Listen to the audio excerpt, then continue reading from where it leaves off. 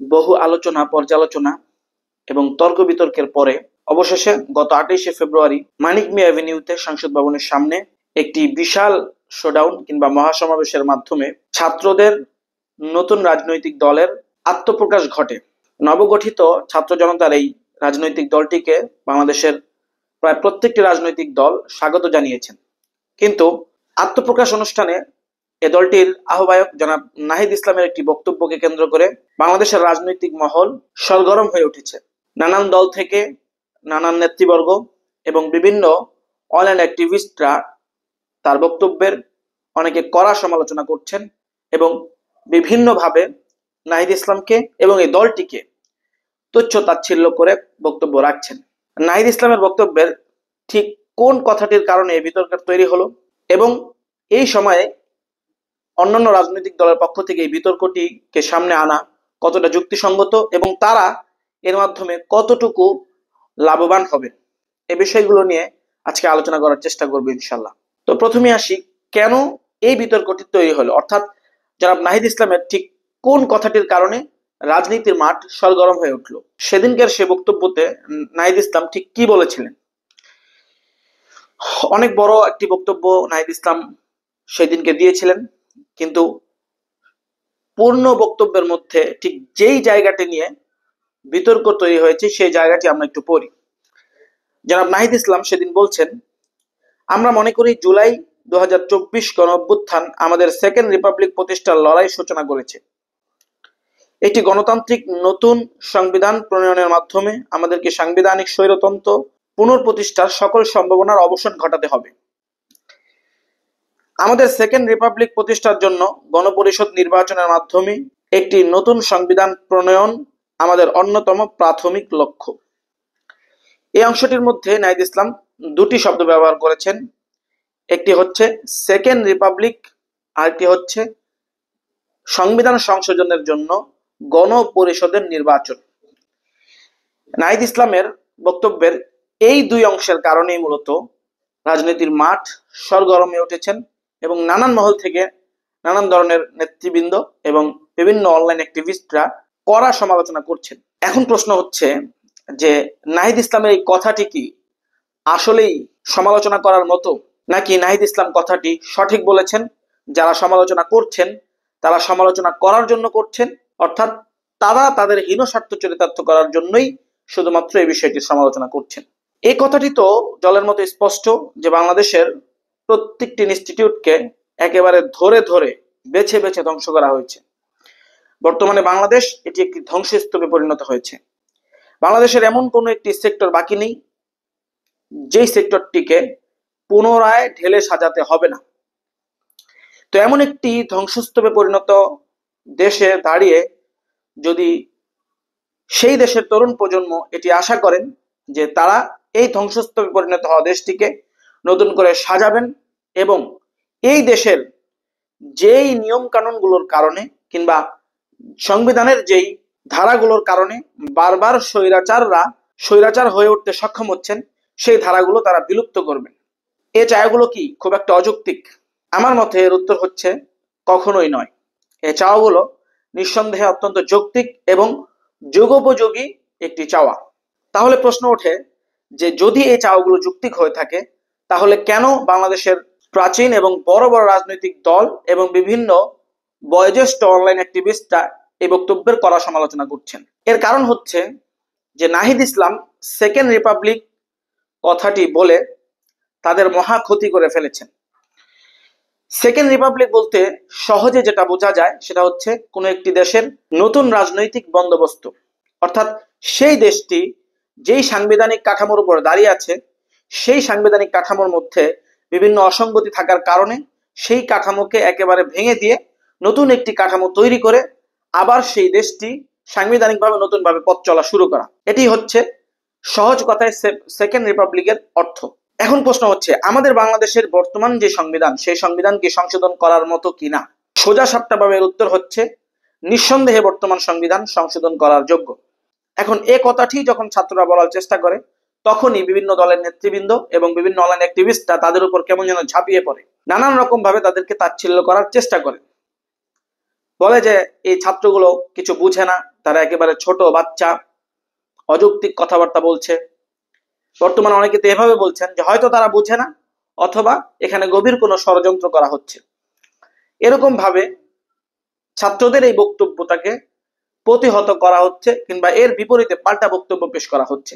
তারা বুঝাতে চাচ্ছেন যে দেশটা এখন যেভাবে আছে সেভাবেই চলতে থাকুক, অতি তাড়াতাড়ি সংস্কার হোক কিংবা না হোক, নির্বাচন দিয়ে দেওয়া হোক, নির্বাচিত সরকার এসে এই বিষয়গুলোকে সমাধান করবেন। এখন বাংলাদেশের বর্তমান যে নির্বাচন ব্যবস্থা, সেই নির্বাচন ব্যবস্থায় যারা নির্বাচিত হয়ে আসবেন তারা কি বাংলাদেশের সকল জনগণের প্রতিনিধিত্ব করবেন কি? এর উত্তর হচ্ছে না।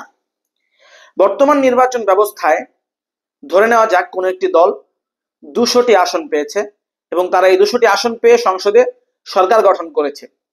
এখন তারা যেই 200টি আসন পেয়েছে, সেই 200টি আসনের মধ্যে সকল ভোট কি তারা পেয়েছে? সে আসনের সকল নাগরিক কি তাদেরকে ম্যান্ডেট দিয়েছে? এর উত্তর হচ্ছে না। হয়তোবা বিজয়ী প্রার্থী যিনি, তিনি 99,000 ভোট পেয়েছেন, আর পরাজিত প্রার্থী তিনি 98,500 ভোট পেয়ে তিনি পরাজিত হয়েছেন।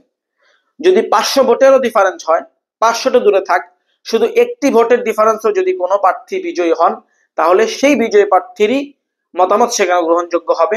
বাকি যে তার সমপরিমাণ কিংবা বৃহৎ একটা অংশ ভোটারের ভোট এখানে সেই পরাজিত প্রার্থীর পক্ষে গিয়েছে, তার মতামতের সেখানে কোনো দামই থাকবে না। তাহলে এমন একটা নির্বাচনী ব্যবস্থার মধ্য দিয়ে যে দলটি নির্বাচিত হয়ে আসবেন, তাদের মাধ্যমে কিভাবে দেশের সমস্ত মানুষের আশা আকাঙ্ক্ষার প্রতিফলন হবে? হওয়া কি সম্ভব কোনোভাবে? কিংবা আজকে যারা এই ধরনের বড় বড় কথা বলছেন, ছাত্রদেরকে তুচ্ছ-তাচ্ছিল্য করার চেষ্টা করছেন, তারা কি তাদের জীবদ্দশায় কিংবা তাদের রাজনৈতিক ক্যারিয়ারে এমন কোনো কাজ উল্লেখযোগ্য হারে করতে পেরেছেন কিনা, যার কারণে এই সিচুয়েশনে দাঁড়িয়ে তাদেরকে ভরসা করা যায়? আজকের সিচুয়েশনকে তারা 90-এর সাথে তুলনা করতে চাচ্ছে। অর্থাৎ 90-এর স্বৈরাচার পতনের পরে সেখানে অতি দ্রুত সময়ের মধ্যে একটি নির্বাচন হয়েছে এবং একটি দল সেখানে নির্বাচিত হয়ে সংসদে গিয়েছে। অত্যন্ত ম্যাজিক্যাল ভাবে সেই দলটি এখন ক্ষমতার খুব কাছাকাছি রয়েছেন, তারাই এখন ক্ষমতার দৌড়ে সবচেয়ে এগিয়ে। এবং ছাত্র জনতার যতগুলো দাবি রয়েছে, প্রত্যেকটি দাবির সাথে তাদের দ্বিমত তারা পোষণ করছেন। ছাত্র জনতা রাষ্ট্রপতিকে অপসারণের দাবি তুলছে, সেখানেও তারা দ্বিমত পোষণ করছেন। ঘোষণাপত্র প্রণয়নের কথা বলছে, সেখানেও তারা দ্বিমত করছেন। এখন আবার সেকেন্ড রিপাবলিকের কথা বলছে, সেখানেও তাদের দ্বিমত। আবার গণপরিষদের নির্বাচন, সেখানেও তাদের দ্বিমত। অর্থাৎ প্রতিটি ক্ষেত্রেই তারা ছাত্র জনতার সাথে একেবারেই দ্বিমত পোষণ করছেন। তারা চাইছেন যে 1990-এর মতো এখনো একটা তড়িঘড়ি করে নির্বাচন দিয়ে দেওয়া হোক এবং তারা ক্ষমতায় গিয়ে আবার ব্যর্থ হোক এবং শেখ হাসিনা আবার বাংলাদেশে ফিরে আসুক এবং এই 24 সালে যারা আন্দোলন করে শেখ হাসিনাকে পতন ঘটেছে তাদেরকে নির্বিচারে হত্যা করুক, তাদেরকে বাংলাদেশ থেকে নিঃশেষ করে দিক। তাদের এই চাওয়াগুলোর অর্থ এটাই দাঁড়ায়। এখন এই বক্তব্যের মাধ্যমে এই প্রশ্নটাও আমাদের সামনে আসতে পারে যে তারা যে ব্যর্থ হবে এর গ্যারান্টি কি? এখন এই প্রশ্নের পরিপ্রেক্ষিতে আরো তো প্রশ্ন করা যায় যে তারা যে সফল হবে এই গ্যারান্টি কি? ইতিপূর্বে তারা অনেকবার নির্বাচিত হয়ে রাষ্ট্র পরিচালনার দায়িত্ব পেয়েছে, তারা কি সম্পূর্ণ সফল হতে পেরেছে? এখন এ কথা বললে তারা বলবেন যে আমাদেরকে তো সফল হতে দেওয়া হয়নি, তাহলে আগামীতে যে তাদেরকে আবারও সফল হতে দেওয়া হবে এর কি নিশ্চয়তা রয়েছে? কোনো নিশ্চয়তা নেই। অতএব তারা যদি ছাত্র জনতার নতুন এই দলের বক্তব্যকে এভাবে প্রত্যাখ্যান করতে থাকেন এবং পাল্টা এদেরকে তুচ্ছ-তাচ্ছিল্য করে অবজ্ঞা করতে থাকেন, তাহলে এর দ্বারা তারা শুধু তাদের নিজেদের যেই পূর্বে ঘটে যাওয়া ব্যর্থতা, সেই ব্যর্থতাকে জাতির সামনে আরো তাজা করবেন এবং তারাই পক্ষে ক্ষতি। সেদিন দেখলাম এক সাংবাদিক বলছে যে সেকেন্ড রিপাবলিক মানে ছাত্ররা বুঝে না। আবার ছাত্ররা সেই মঞ্চে যে স্লোগানটি দিয়েছেন ইনকিলাব জিন্দাবাদ, এই ইনকিলাব জিন্দাবাদ স্লোগানটি নিয়েও অনেকের মধ্যে নানান রকম চুলকানিও আমরা লক্ষ্য করছি। অনেকে বলছেন ইনকিলাব মানে নাকি ছাত্ররা বুঝে না। যে সাংবাদিক ভদ্রলোক এই কথাটি বলেছেন একটি টকশোর মধ্যে, ওনার নাম মাসুদ কামাল, উনি বারংবার এই কথাটি বলার চেষ্টা করছেন যে ইনকিলাব মানে নাকি ছাত্ররা বুঝে না। অত্যন্ত বিনয়ের সাথে লোকটিকে বলতে ইচ্ছে করে যে ইনকিলাব অর্থ ছাত্ররা অবশ্যই বুঝেছে এবং বোঝার কারণেই তাদের মাধ্যমে এত বড় একটা পরিবর্তন হয়েছে এবং তারা আগামীতে দেশের একটি সুষ্ঠু পরিবর্তনের আশা করছেন। তাদের বিপরীতে এই লোকটি মূলত ইনকিলাবের অর্থ বুঝে না। শুধু তাই নয়, এই লোকটি যে কি বুঝে না তাও এই লোকটি বুঝে কিনা সে নিয়েও আমার যথেষ্ট সন্দেহ রয়েছে। ইনকিলাব বলতে আমরা তরুণরা যেটা বুঝি, আমার মতে সেটি হচ্ছে, ইনকিলাব শব্দটি এটি মূলত আরবি ভাষার শব্দ। এটি বাবে ইনফিআল থেকে এসেছে। এর মূল ধাতু হচ্ছে কলব। কলব অর্থ পরিবর্তন হওয়া। এই পরিবর্তনের অর্থর দিকে লক্ষ্য রেখেই মানুষের যেই কল্ব হৃদয়, এই হৃদয়কে কল্ব নাম রাখা হয়েছে, কারণ মানুষের হৃদয়টা বারংবার পরিবর্তন হতে থাকে। এজন্যই মূলত হৃদয়কে কল্ব বলা হয়। এই ব্যক্তিটি নিজেও যে পরিবর্তন চায় এবং তারও যে স্লোগান ইনকিলাব জিন্দাবাদ হওয়া উচিত, এই জিনিসটি সে বুঝে না। শুধু সে নয়, তিনি যাদের সুরে কথা বলছেন সেই বৃহৎ রাজনৈতিক দলের অনেক বড় বড় বাঘা বাঘা নেতৃবৃন্দ, এমনকি শীর্ষস্থানীয় নেতৃত্বের মুখ থেকে আমরা এরকম শুনেছি যে তারা বলেছেন বাংলাদেশটি নতুন ভাবে আবার স্বাধীন হয়েছে। তাহলে তারা সেকেন্ড রিপাবলিক মানতে রাজি নয়, আবার তারা এ কথা বলছেন যে বাংলাদেশটা নতুন ভাবে স্বাধীন হয়েছে। যদি 1971 সালের স্বাধীনতার ভিত্তিতে বাংলাদেশ একটি নতুন রিপাবলিকের সূচনা করে, তাহলে কেন 2024 সালের যে গণঅভ্যুত্থানটি হয়েছে সেই নতুন স্বাধীনতার পরে সেকেন্ড রিপাবলিক ঘোষণা করা যাবে না? এর কোনো যুক্তি কি তাদের কাছে রয়েছে? তাদের মনের মধ্যেও একটা পরিবর্তনের হাওয়া এসেছে এবং তারাও পরিবর্তন চাচ্ছেন। তারা পরিবর্তন চাচ্ছেন এবং যেই অর্থটির দ্বারা আমরা পরিবর্তন যে করতে চাই সেটা বোঝাচ্ছি, সেই অর্থটিকে তারা মানতে নারাজ। তাহলে তাদের এই অবস্থানটিকে আসলে কোন ভাষায় ব্যক্ত করা যেতে পারে? এমন কোনো ভাষা আমার আসলে জানা নেই। এখন প্রশ্ন হচ্ছে, তারা কেন এই কাজটি করছেন? তাদের উদ্দেশ্যটা আসলে কি? যদি আমরা বাংলাদেশের সুদীর্ঘ ইতিহাস যদি দেখি, তাহলে এটাই সহজভাবে বলা যায় যে তারা মূলত একটি ভোট চাচ্ছেন। ভোটের মাধ্যমে হয়তোবা তারা নির্বাচিত হবেন, এটি তারা আশা করছেন এবং এটি অনেকটা বাস্তব। এখন তারা নির্বাচিত হয়ে তারা ক্ষমতায় যেয়ে তারা সব ধরনের সমস্যার সমাধান করতে চান। কিন্তু তাদেরকে কে কথাটা বোঝাবে যে তারা ক্ষমতায় গেলে বর্তমানে যে সমস্যাগুলো রয়েছে সকল সমস্যার সমাধান তারা করতে সক্ষম হবেন না। তারা যে ব্যর্থ হবে এটা 100% নিশ্চিত, এবং এর প্রমাণও তারা ইতিপূর্বে অনেকবার রেখে এসেছে। কিন্তু তারা ক্ষমতার মোহে এতটাই অন্ধ হয়ে গেছেন যে তাদের সামনে শুধু একটি জাস্ট ক্ষমতা পালাবদল, দ্রুত একটি নির্বাচন দিয়ে দাও, আমাদের হাতে ক্ষমতা দিয়ে দাও, আমরা দেশকে নিয়ে যাচ্ছে তাই করি, এর বাইরে তারা আসলে কোনো কিছুই ভাবতে রাজি নয়। ছাত্ররা যে সেকেন্ড রিপাবলিকের কথা বলছে, একটি সংবিধান সংস্কার করে একটি সুষ্ঠু, অবাধ, সুষ্ঠু, নিরপেক্ষ, অংশগ্রহণমূলক নির্বাচনের কথা ছাত্ররা বলছে।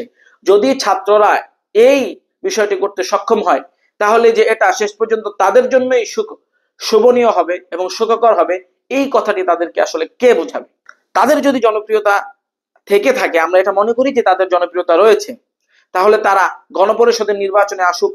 তাহলে তারা কেন এই মুহূর্তে স্থানীয় সরকার নির্বাচনে বাধা দিচ্ছে?